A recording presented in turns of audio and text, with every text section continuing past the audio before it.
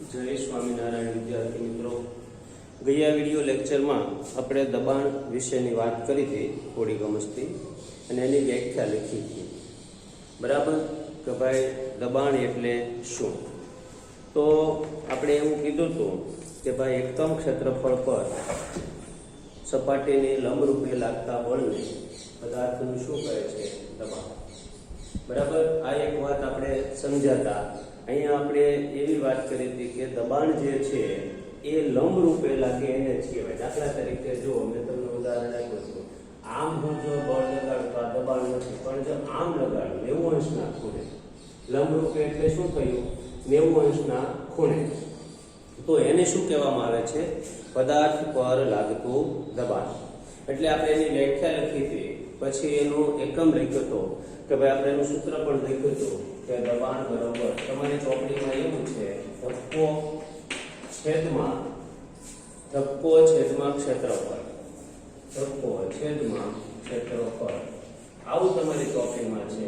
જ્યારે અત્યારે હું તમને જે બીજું મેં લખાવ્યું હતું સૂત્ર કે ભાઈ બળ લંબરૂપે લાગતું બળ છેદમાં ક્ષેત્રફળ, પછી બળનો એકમ ન્યૂટન છે. આ બળ જે છે એનો ન્યૂટન છે, ક્ષેત્રફળનો એકમ મીટર સ્ક્વેર છે. એટલે આપણે દબાણનો એકમ જે છે એ આમ આપણે લખ્યો હતો મીટરનો સ્ક્વેર. બરોબર, પછી આપણે એમ કીધું હતું કે ભાઈ પાસ્કલ નામના વૈજ્ઞાનિકની યાદમાં આપણે આને પાસ્કલ, આ દબાણના એકમને શું કહીએ છીએ? પાસ્કલ તરીકે ઓળખીએ છીએ. ત્યાર પછી બીજી વાત આપણે જોઈ હતી ઉત્પાલકતા. ઉત્પાલકતા એટલે શું? તો કે કોઈ પણ પદાર્થને જ્યારે આપણે પ્રવાહીમાં ડુબાડીએ છીએ ત્યારે પદાર્થને ઉર્ધ્વ દિશામાં જે બળ લાગે છે એને આપણે ઉત્પાલકતા તરીકે ઓળખીએ છીએ. બરાબર છે, આની વાત આપણે જોઈ હતી. હવે આપણે છે એ નવી એક વાત જોવાની છે, આર્કિમિડીઝનો સિદ્ધાંત. આ આર્કિમિડીઝ નામના વૈજ્ઞાનિક છે. આમ તો ખરેખર આર્કિમિડીઝ છે એ વૈજ્ઞાનિક કરતા એક ફિલોસોફર હતા એવું કહેવાય છે. શું હતા એમ કહેવાય છે? એક ફિલોસોફર હતા. બરોબર, આર્કિમિડીઝ એક ગ્રીક વૈજ્ઞાનિક હતા. તેણે સિદ્ધાંતની શોધ કરી, તેનાથી પ્રખ્યાત છે. અવલોકન પરથી તારેવું કે નાવાના ટબમાં પ્રવેશતા ટબની બહાર પાણી વહેવા લાગે છે. તે રસ્તાઓ પર યુરેકાની બૂમ પાડતા દોડવા લાગ્યા. એનો અર્થ એવો થાય કે મેં શોધી લીધું છે. આ જ્ઞાનનો ઉપયોગ તેણે રાજાના મુકુટનો ઉપયોગ લીધે સોનાની શુદ્ધતા માપવા માટે કર્યો હતો. એ આખી એક વાર્તા છે કે ગ્રીકની અંદર એક સોનીને રાજાએ મુકુટ બનાવવા આપ્યો, સોનું લઈ, અને પછી એ રાજાએ એની અંદર ભેળસેળ કરી છે કે કેમ, સોનીએ એ મુકુટમાં ભેળસેળ કરી છે કે કેમ એ શોધવા માટે એણે આર્કિમિડીઝને કામ સોંપ્યું. અને પછી આર્કિમિડીઝ જે છે એ કોઈ પણ પ્રવાહીને એની ઘનતા ઉપર આધાર રાખે છે કે પ્રવાહી આર્કિમિડીઝ જ્યારે ડુબાડવામાં આવે છે ત્યારે, અને પછી એણે એ શોધી પાડ્યું કે આની અંદર કેટલા પ્રમાણમાં ચાંદી મિશ્ર કરવામાં આવી છે, અને રાજાને એણે કીધું, અને એની ઉપરથી એ જે સોની હતા એને શિક્ષા કરવામાં આવેલી. એવી આખી એક વાર્તા છે. ક્યારેક હું તમને આખી વાર્તા સમજાવીશ. પણ એણે આર્કિમિડીઝનો સિદ્ધાંત છે એની ઉપરથી આર્કિમિડીઝનો આખો એક સિદ્ધાંત આપ્યો. બરાબર છે, તો આર્કિમિડીઝનો સિદ્ધાંત છે એ આમ તમે જુઓ તો પરીક્ષાની અંદર અત્યારે આપણે આવવાનો નથી. સમજો, આર્કિમિડીઝનો સિદ્ધાંત છે એ પરીક્ષામાં આવવાનો નથી, પરંતુ આપણે આપણી દ્રષ્ટિએ આર્કિમિડીઝનો સિદ્ધાંત છે ઘણો અગત્યનો છે. આર્કિમિડીઝનો સિદ્ધાંત છે એ અગત્યનો છે. એટલે આપણે સિદ્ધાંત અને થોડુંક એની અંદર સમજાવવા માટેની વાત છે એ તમને કરવાની છે. એટલે આપણે લખીએ કે ભાઈ આર્કિમિડીઝનો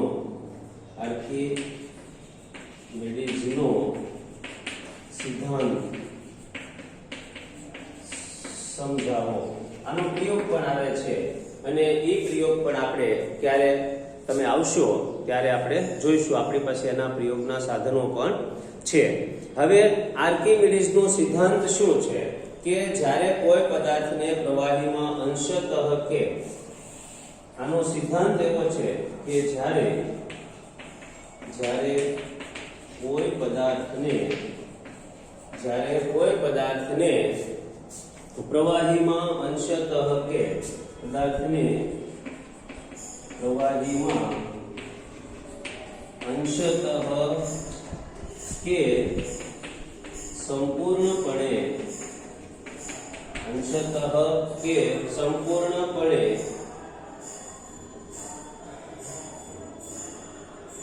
ડુબાડવામાં આવે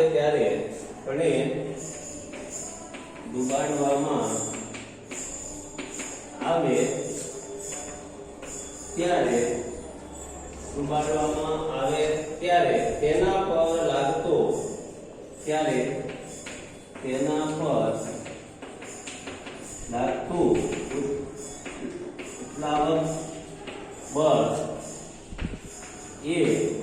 પર લાગતું ઉત્પ્લાવક બળ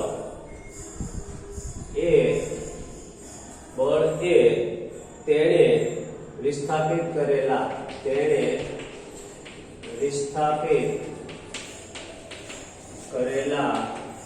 પ્રવાહીના કદ બરાબર હોય છે. વિસ્થાપિત કરેલા કે બીજા શબ્દોમાં આપણે કેવું હોય તો તેને ખસેડેલા પ્રવાહીના કદ બરાબર હોય છે અથવા તો એના વજન બરાબર હોય છે. પ્રવાહીના કદ અથવા તો એના વજન બરાબર હોય છે. હવે અહીંયા દાખલા તરીકે આપણે એક સમજાવ્યા આવા ઘણા બધા ઉદાહરણો છે કે જેના દ્વારા આપણને સમજી શકાય કે જ્યારે કોઈ પણ પદાર્થ છે એને આપણે પ્રવાહીમાં ડુબાડીએ છીએ ત્યારે તેના વજનમાં શું થાય છે? દેખીતો ઘટાડો થાય છે. આમ તો આખી વાત એવી છે, જૂની ચોપડીમાં સિદ્ધાંત એવો આવેલો હતો કે જ્યારે કોઈ પણ પદાર્થને પ્રવાહીમાં ડુબાડવામાં આવે ત્યારે તેના વજનમાં દેખીતો ઘટાડો થાય છે.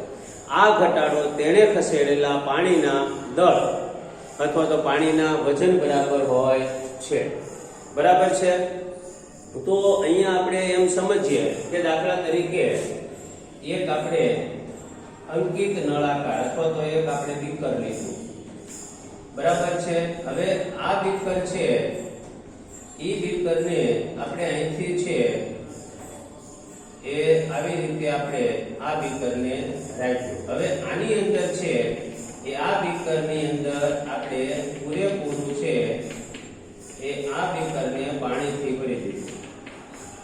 આ બીકરને આપણે શું કરી દીધું છે? પૂરેપૂરું કોનાથી ભરી દીધું છે? તો કે આ બીકરને આપણે પૂરેપૂરું પાણીથી ભરી દીધું છે. હવે શું કરવાનું?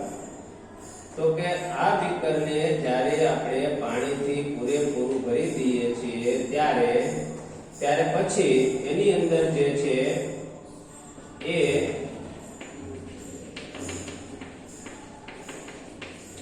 અહીંયા એક આપણે દોરીથી બાંધી અને આવી રીતે છે એક પથ્થર અથવા તો કોઈ એક પદાર્થ છે એને દોરીથી બાંધી અને આવી રીતે છે એ લટકાવવામાં આવે છે.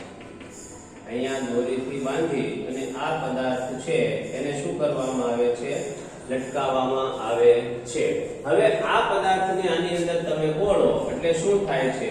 તો કે આ પદાર્થને આની અંદર બોળો એટલે અહીંયા જે છે એ શું થશે? તો કે અહીંથી અને દબાણથી આ પ્રવાહી અહીંયા આવશે. હવે આ અંકિત નળાકારમાં હોય એટલે તમે અહીંયા આ પદાર્થ છે અહીંયા સ્પ્રિંગ કાંટો માપવાનો. શું કરવાનું છે? સ્પ્રિંગ કાંટો. અહીંયા તમારે સ્પ્રિંગ કાંટો લટકાવી દેવાનો. એનું જે બાર હોય એ વજન માપવાનું અને પછી સ્પ્રિંગ કાંટામાંથી લટકાવી અને બીકરની અંદર જે છે એ તમે એને બોળો એટલે સ્પ્રિંગ કાંટાની ઉપર ચડશે એટલે એનું વજન મપાશે. તો એના વજનમાં કેટલો ઘટાડો થયો એ ઘટાડો તમારે નોંધવાનો. ત્યાર પછી અહીંયા જે પાણી આવ્યું છે આ પાણી છે એટલે એની ઘનતા 1 છે એટલે એનું વજન જે છે એના કદ બરાબર આવશે. એટલે અહીંયા જે છે એ તમે આનું અંકિત નળાકારમાં પાણી માપો તો 200 ml હશે તો એની અંદર 200 ગ્રામ વજન થયું તો અહીંયા 200 ગ્રામ વજન ઘટ્યું હશે. જો 400 ml પાણી આવ્યું હશે તો અહીંયા તમારા વજનમાં 400 ગ્રામ વજન છે એમાં ઘટાડો થયો હશે. આર્કિમિડીઝે આ સિદ્ધાંત આપ્યો એને આર્કિમિડીઝનો સિદ્ધાંત તરીકે ઓળખવામાં આવે છે. એટલે કે કોઈ પણ હવે તમે મોટો અહીંયા તમે આનું ઉદાહરણ એવું પણ આપી શકો છો કે દાખલા તરીકે સ્ટીમર એક તમે લોખંડની કીલી છે એક સામાન્ય લોખંડની ખીલી તમે પાણીમાં નાખો તો લોખંડની ખીલી છે એ ડૂબી જાય છે, જ્યારે હજારો ટન વજન ધરાવતી સ્ટીમર છે એ પાણી ઉપર તરે છે. તો આનું કારણ શું છે ભાઈ? એક સામાન્ય ખીલી છે લોખંડની, એ જ્યારે આપણે નાખીએ છીએ ત્યારે ખીલી છે એ શું થઈ જાય છે? ડૂબી જાય છે. જ્યારે આપણે હજારો ટન વજન ધરાવતી સ્ટીમર છે એ પાણી ઉપર તરે છે. આનું કારણ શું? તો કે એની અંદર આપણા સિદ્ધાંતનો ઉપયોગ કરીને કહી શકીએ કે ભાઈ જ્યારે ખીલી છે એ ખીલીનું વજન અને ખીલીએ ખસેડેલું જે પાણી છે એની અંદર પાણી છે એ ઓછું ખસેડે છે, ખીલીનું વજન વધારે છે, માટે એ ડૂબી જાય છે. જ્યારે સ્ટીમર જે છે એનો આકાર એવી રીતે પસંદ કરેલો છે કે સ્ટીમરે ખસેડેલું પાણી જે છે એ સ્ટીમરના વજન કરતા વધારે હોય છે, માટે સ્ટીમર શું થાય છે? પાણીની ઉપર તરે છે. સ્ટીમરે જે ટોટલ જે ખસેડેલું પાણી છે તે કે દરિયાની અંદર સ્ટીમર જ્યારે ચાલતી હોય ત્યારે સ્ટીમરે ખસેડેલું પાણી એ શું હોય છે? એના વજન કરતા કેવું હોય છે? વધારે હોય છે. અને એના વજન કરતા વધારે હોવાને લીધે સ્ટીમર પાણી ઉપર તરે છે, જ્યારે ખીલી છે એ પાણી ઉપર પાણીની અંદર ડૂબી જાય છે. અહીંયા એ સિદ્ધાંત પણ સમજાવે છે તરલતાનો, કે કોઈ પણ પદાર્થ છે એ પાણી ઉપર તરી ક્યારે શકે? તો કે એ પાણી એની ઘનતા પાણી કરતા વધારે હોવા છતાં પણ, સમજી લેજો, જો ઘનતા પાણી કરતા ઓછી છે, દાખલા તરીકે બરફ છે તો પાણી ઉપર તરે જ છે, લાકડું છે તો પાણી ઉપર તરે જ છે, બરાબર છે. તો અહીંયા એની ઘનતા પાણી કરતા વધારે હોવા છતાં પણ તે પાણી ઉપર તરે ક્યારે? તો એને તરલતાનો ગુણધર્મ આવે કે કોઈ પણ પદાર્થે ખસેડેલું પાણી એના વજન કરતા જો વધારે હોય તો એ પદાર્થ છે એ પાણી પ્રવાહી ઉપર છે એ તરે છે, એટલે કે પાણી ઉપર એ તરે છે. આવો સિદ્ધાંત છે એ આર્કિમીડીઝે આપણને આપ્યો. ત્યાર પછી એક નાની એવી વાત છે ઘનતા વિશેની. એની વિશેની વાત આપણે સમજવાની છે કે ભાઈ ઘનતા એટલે શું, અને ઘનતા વિશે સમજાવો. એના વિશેની વાત છે એ હવે આપણે જોઈએ. આપણે અહીંયા પણ ઘનતાનો ઉપયોગ કર્યો. હું બોલ્યો તો કે પાણી છે, જો અહીંયા હું બોલ્યો તો એક શબ્દ કે પાણીની ઘનતા 1 છે. તો ઘનતા એટલે શું એ આપણે નાના ધોરણમાં પણ થોડું ભણી ગયા છીએ, અને આમાં સવિશેષ થોડું ભણવાનું છે કે ઘનતા એટલે શું, તેનો એકમ અને સૂત્ર જણાવો. કે ભાઈ ઘનતા એટલે શું, તેનો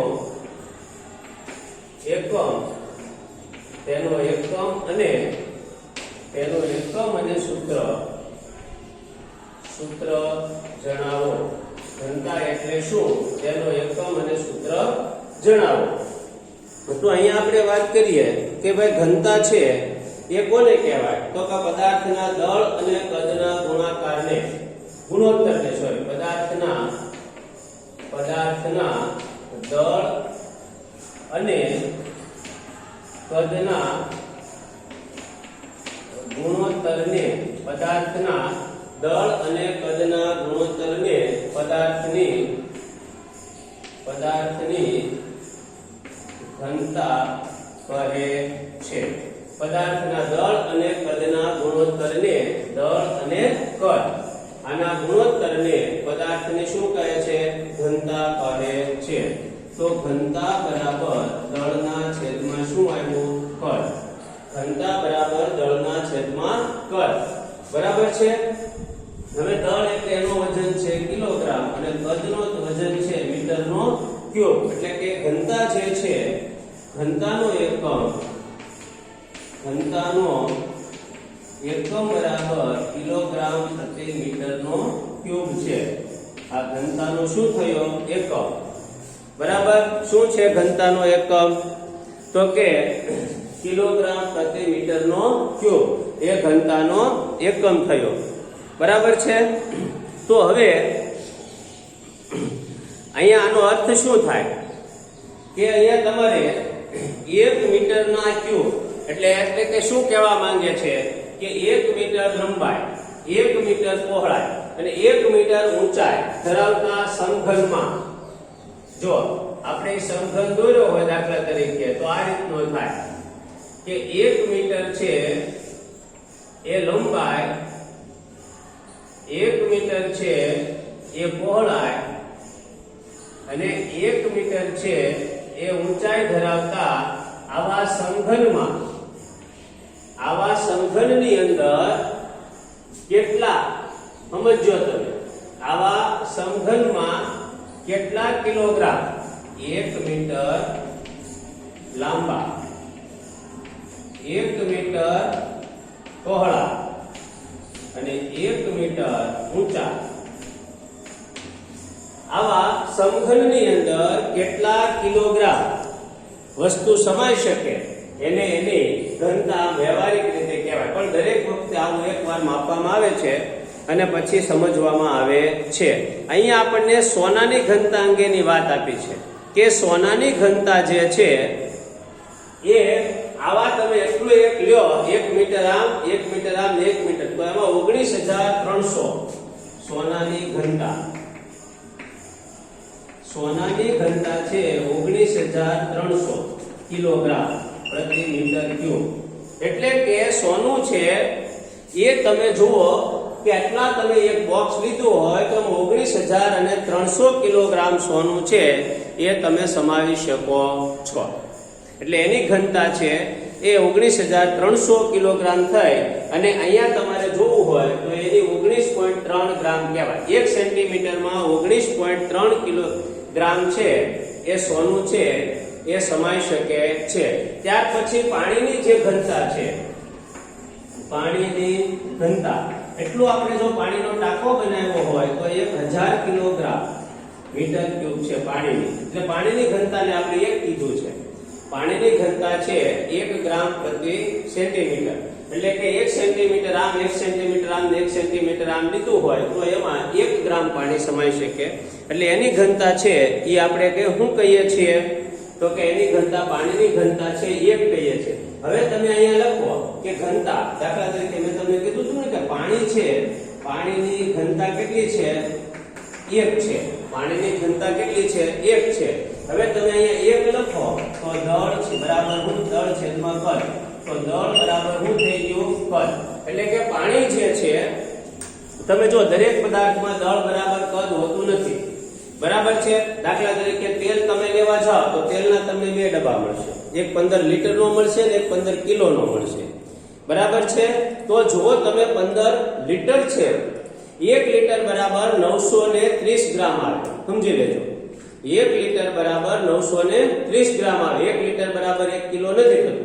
એની અંદર તેલની ઘનતા પાણી કરતા ઓછી છે, એટલે એનું વજન છે ઓછું આવે છે, બરાબર છે.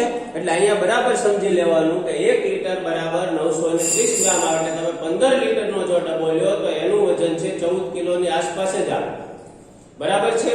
એટલે એનું વજન છે ઓછું આવે. જ્યારે કિલોગ્રામમાં એનું વજન છે એ કિલોગ્રામ પ્રમાણે લીટર છે એ વધારે આવે છે. તો અહીંયા એ બરાબર છે. પાણીની અંદર તમે 250 ગ્રામ પાણી કયો કે 250 ml પાણી કયો, બે છે એ કેવું થાય છે, સરખું થાય છે. તમે 250 ગ્રામ કયો પાણી કે 250 ગ્રામ તમે શું કયો તો એ બે કેવું થાય છે, સરખું થાય છે. માટે એની ઘનતા છે 1 છે, માટે શક્ય બને છે. એટલે ઘણી વખત આપણે દૂધની ઘનતા પણ 1 છે, એટલે જ પાણીમાં મિક્સ થઈ જાય છે, એટલે ખબર પડતી નથી, બરાબર છે. તો અહીંયા તમારે એ 2 ઘનતાની વાત કરવાની છે. ત્યાર પછી ત્રીજી વાત આવે છે સાપેક્ષ ઘનતા. હવે શું આપણે જોવાનું છે કે ભાઈ સાપેક્ષ ઘનતા એટલે શું જોવાનું છે. હવે સાપેક્ષ ઘનતા એની વાત આપણે જોઈ લઈએ. તો સાપેક્ષ ઘનતા એટલે શું અને તેનું સૂત્ર લખી એકમ વિશેની માહિતી આપો. સાપેક્ષ ઘનતા એટલે શું, પહેલી વાત. પછી તેનું સૂત્ર લખી એકમ વિશેની, તેનું સૂત્ર લખી એકમ વિશેની માહિતી આપો, બરાબર છે. તો પદાર્થની ઘનતા અને પાણીની, પદાર્થની ઘનતા અને પાણીની ઘનતાના ગુણોત્તરને, પદાર્થની ઘનતા અને પાણીની ઘનતાના ગુણોત્તરને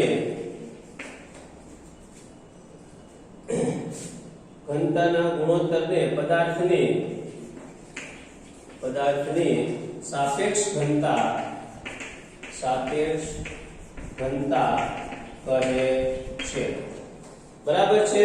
તો સાપેક્ષ ઘનતા બરાબર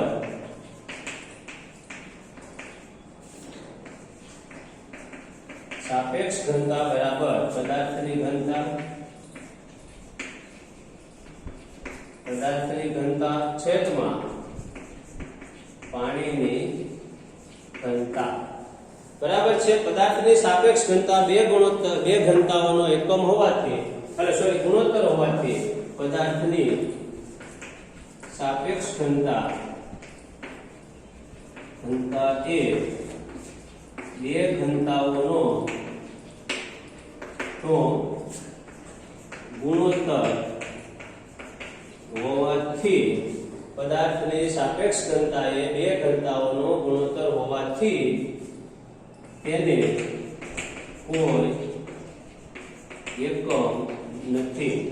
પદાર્થની સાપેક્ષ ઘનતાનો એકમ હોવાથી બે ઓલાનો ઉત્કમ હોવાથી તેને કોઈ એકમ નથી. બે ઘનતાનો શું છે? ગુણોત્તર છે, એટલે એને એકમ નથી. કારણ કે અહીંયા તમે આ ઘનતાનો એક લ્યો તો કિલોગ્રામ પ્રતિ મીટર નો કયો, આનો એકમ પણ તમે લ્યો તો કિલોગ્રામ પ્રતિ મીટર નો કયો, બે ઉડી ગયા.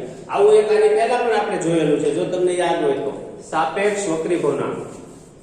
બરાબર છે. સાપેક્ષ વક્રી ભવનાંકની પણ કોઈ એકમ નથી, એવું આપણે એ પાઠની અંદર જોયું હતું. ત્યાર પછી એક આવે છે નાનો એવો ટોપિક છે લેક્ટોમીટરનો ઉપયોગ. તો લેક્ટોમીટર છે એનો ઉપયોગ દૂધના નમૂનાની શુદ્ધતા માપવા માટે કરવામાં આવે છે. લેક્ટોમીટરનો ઉપયોગ શું કરવામાં આવે છે? દૂધની નમૂનાની શુદ્ધતા માપવા માટે એનો ઉપયોગ કરવામાં આવે છે. ત્યાર પછી બીજી એક નાનો એવો પ્રશ્ન છે હાઇડ્રોમીટર નો ઉપયોગ. તો હાઇડ્રોમીટરનો ઉપયોગ દ્રવ્યની ઘનતા માપવા માટે કરવામાં આવે છે. તો આ બે વાત કરી આપણે. હવે ત્યાર પછી છે એ ચાંદીની ઘનતાની વાત કરીએ તો જો એક નાનો એવો દાખલો આપ્યો છે કે ચાંદીની સાપેક્ષ ઘનતા 10.8 છે. પાણીની ઘનતા 10 કિલોગ્રામ 10⁻³ એટલે કે 1000 કિલોગ્રામ પ્રતિ એસઆઈ પદ્ધતિમાં ચાંદીની ઘનતા કેટલી હશે? તો ચાંદીની ઘનતા 10.8 સાપેક્ષ ઘનતા છે. જો બરાબર, તો સાપેક્ષ ઘનતા ચાંદીની ઘનતા છેદમાં પાણીની ઘનતા. બરાબર છે. તો ચાંદીની ઘનતા ગુણ્યા પાણીની ઘનતા, ચાંદીની ઘનતા માપવા માટે. બરાબર, તો ચાંદીની સાપેક્ષ ઘનતા કેટલી છે? 10.8 એને લખવાનું. બરાબર છે. એટલે અહીંયા તમે જુઓ તો હું તમને દાખલો સમજાવું. તો ચાંદીની સાપેક્ષ ઘનતા પરથી ચાંદીની ઘનતા શોધવાની છે. તો અહીંયા આપણે લખશું કે ભાઈ ચાંદીની સાપેક્ષ ઘનતા બરાબર ચાંદીની ઘનતા છેદમાં પાણીની ઘનતા. હવે ચાંદીની સાપેક્ષ ઘનતા 10.8 છે. અહીંયા ચાંદીની ઘનતા આપણે શોધવાની ઘનતા, અને અહીંયા જે છે એ 10⁻³ કિલોગ્રામ પ્રતિ મીટર નો ક્યુબ. તો અહીંયા 10.8 ગુણ્યા 10⁻³ કિલોગ્રામ પ્રતિ મીટર નો ક્યુબ બરાબર ચાંદીની ઘનતા થઈ. ચાંદીની શું થાય? ઘનતા થઈ. આનો અર્થ એવો થાય કે ચાંદી છે એ તમારે એટલું એટલે કે 10,800 કિલોગ્રામ ચાંદી છે એ 1 મીટર ક્યુબમાં આવી શકે. ઓલું 19,000 એટલે સોનાની ઘનતા છે ચાંદી કરતા પણ ઘણી બધી શું છે? વધારે છે. 10,800 1 મીટરનો તમે લ્યો દળિયો, બરાબર, તો એમાં કેટલું આવી શકે છે? 10,800 છે એ સમાઈ શકે છે. તો અહીંયા આપણે આ ગુરુત્વાકર્ષણનો પાઠ છે એ શું કરીએ છીએ? પૂરો જાહેર કરીએ છીએ. અને સાથે સાથે આપણે એ પણ જોઈ લઈએ છીએ કે અહીંયા આપણો સત્રાંત પરીક્ષાનો જે અભ્યાસક્રમ છે સપ્ટેમ્બર સુધીનો એટલે કે ઓક્ટોબર સુધીનો સત્રાંત પરીક્ષા સુધીનો અભ્યાસક્રમ પણ આપણે આજે અહીંયા શું જાહેર કરીએ છીએ? પૂરો. બરાબર. હવે તમારે સ્વાધ્યાયના પ્રશ્નો જે છે તમને જે આવડે એ તમે બાકી નોટમાં લખજો. બરાબર છે. હવે જ્યારે સત્રાંત પરીક્ષા આવશે ત્યારે બરાબર છે આમાંથી તમને પૂછવામાં આવશે. બીજું કે તમને પેલું જે મૂક્યું છે કે કઈ કઈ વસ્તુ છે અભ્યાસક્રમમાંથી નીકળી ગઈ છે, અને જે અભ્યાસક્રમમાંથી જે મુદ્દાઓ છે એ નીકળી ગયા છે એ મુદ્દાઓ છે એ તમારે પરીક્ષામાં પૂછાવાના નથી. એ તો 100% છે. એ સિવાયના મુદ્દાઓ છે એ તમે બરાબર તૈયાર કરજો. અને બરાબર એ મુદ્દાઓ બરાબર વાંચીને સમજીને તૈયાર કરવાનો પ્રયત્ન કરજો. બરાબર પાકી નોટ છે એ બરાબર બનાવજો અને પાકી નોટ બનાવ્યા પછી એમાંથી વાંચજો. બરાબર જ્યારે સત્રાંત પરીક્ષાની જાહેરાત થશે ત્યારે તમને પેપર ઓનલાઈન મોકલવામાં આવશે અને એ પેપર તમારે લખવાના રહેશે. અસ્તુ. જય સ્વામિનારાયણ.